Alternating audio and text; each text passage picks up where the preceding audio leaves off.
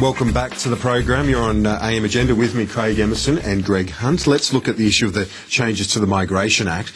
Anthony Albanese this morning has not ruled out pulling the bill if you don't get the numbers. That would be the wise course of action, wouldn't it? If you don't want to have the embarrassment of losing. We are determined to press ahead with this proposal because I think what's not widely understood here, Kieran, is that we're not legislating for the Malaysian arrangement. We are legislating for offshore processing.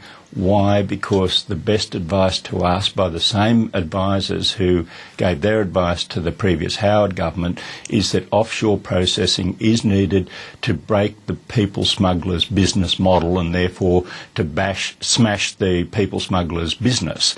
Now, this legislation provides for offshore processing with a location determined by the government of the day. We are told repeatedly that the coalition supports offshore processing, but they're going to vote against it.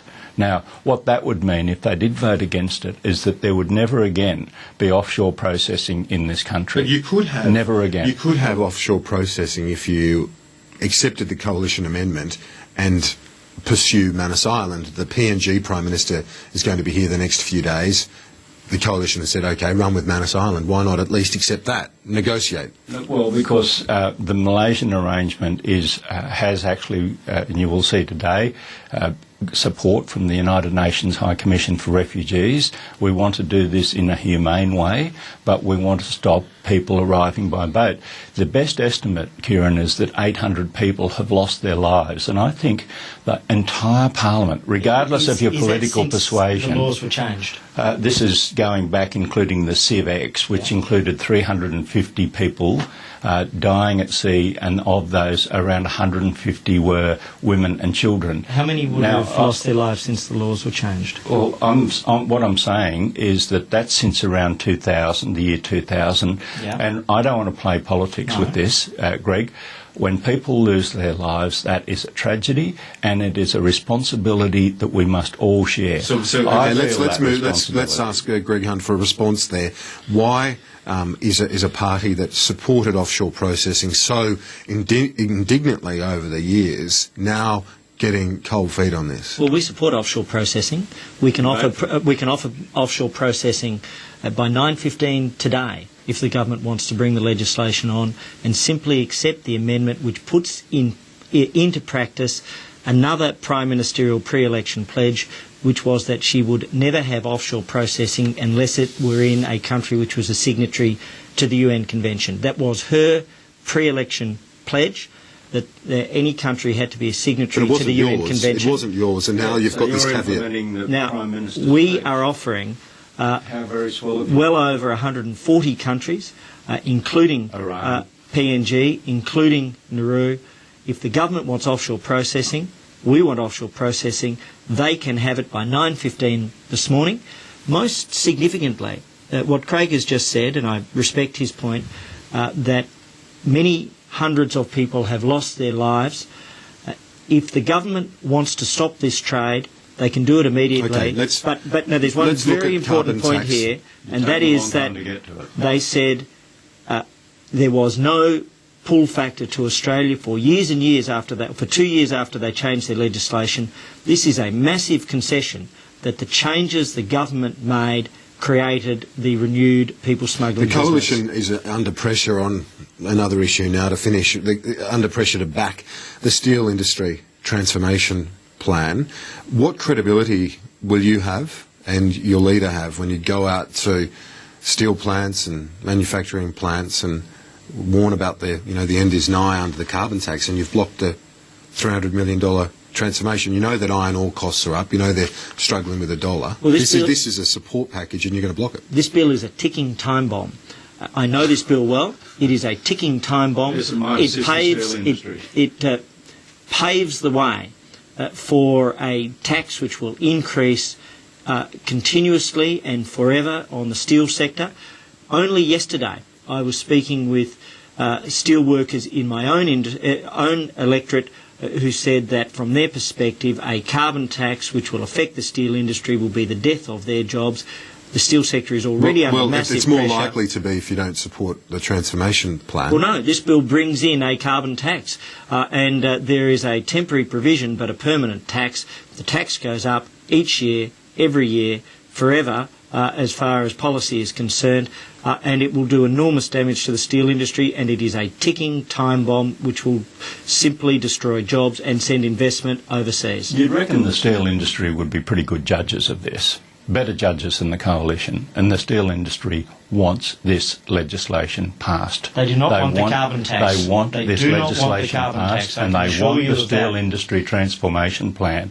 And I'm sorry I have to leave a little early because I will be speaking on these very issues in the Parliament at 9 o'clock, pointing out, amongst other things, that Tony Abbott, twice in July, unrepudiated by Greg Hunt, has described carbon dioxide as a weightless gas whose incidence in the atmosphere he's going to reduce by 160 million tonnes. Go figure. This is the full scientific assessment and capability of the coalition that they are going to reduce the incidence in the atmosphere of a weightless gas by 160 million tonnes. That's the level of debate. That's the level of intellectual rigour that is being applied to this task. The only reason that the coalition is opposing this is they think there might be some votes. Can you get the Greens? Can you get the Greens to back this? Do you think? Are they going to? Because they haven't ruled out supporting this steel transformation plan. plan. That out. And once again, because the coalition is being so opportunistic, and Mr Abbott, as you're absolutely right, goes into steel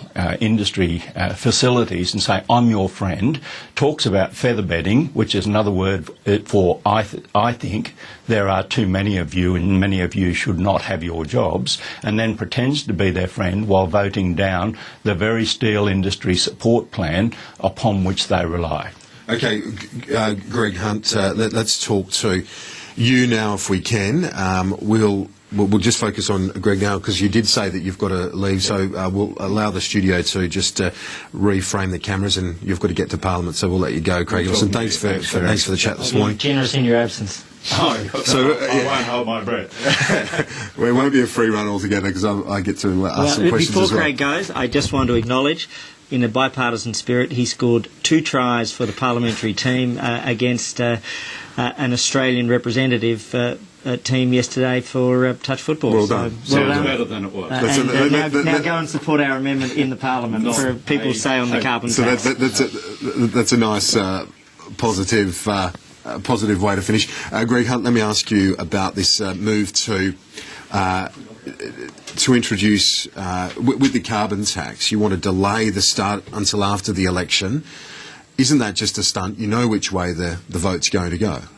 We want to give the Australian people a genuine say, a genuine vote at the next election. They were not given that vote at the last election. A simple amendment which would allow the commencement of the bills, if they were passed, to be contingent on the next election, is a simple approach which will allow every Australian to have a say. And whether you support or oppose the carbon tax, you can support giving the people a say. And if the Prime Minister really believes in the carbon tax, she should simply bring on an election and let the people have a say. But you know that the way the numbers are going to go. So this, to me, it's obviously just a stunt for the Parliament, isn't it? You know you're not going to win the vote. Well, in this Parliament, anything is possible, and I would hope that any ALP member or any independent would support the principle of giving the people a say. This bill that the government has and the associated measures will increase electricity, gas, groceries, increase the cost of transport, increase the cost of manufacturing in Australia. The simple thing to do would be to give the Australian people a say. It would be the honourable thing, the decent thing, and nobody should be opposed to it, even if they support the carbon tax. But the reality is that after all the debate, that this carbon tax looks, for all intents and purposes, like it will be a reality, at least through the lower house as of tomorrow, and then the Senate in November. Do you plan a change of strategy, or is it just going to be continuing to argue along the lines that you're going to rescind it? Won't it lose a bit of steam, this debate? We want to defeat it now, and if that doesn't happen, then we will take it to the next election. We'll make the next election a referendum on the carbon tax, and if we're successful, we will repeal it in government, and if the ALP doesn't move out of the way, then we'll go to a double dissolution. Greg Hunt, appreciate it. Thanks. A busy week ahead. And that's all for this edition of AIM you. Agenda. Thank you for your company as well.